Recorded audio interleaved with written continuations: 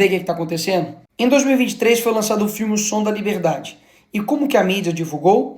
Mobilização de evangélicos e bolsonaristas para filme ser líder de bilheteria no Brasil. Mas afinal de contas, Nicolas, esse filme era sobre o quê? É sobre exatamente o tema que todos agora estão dizendo que estão preocupados em combater, que é a exploração sexual infantil. Ou seja, há pouco tempo atrás, se você mobilizasse as pessoas para poder voltar sua atenção para o tema de exploração sexual, você era taxado disso aqui. A esquerda e a mídia não somente tentaram taxar o filme, como também promoveram o cancelamento dele, que basicamente o filme era um delírio oriundo da extrema-direita.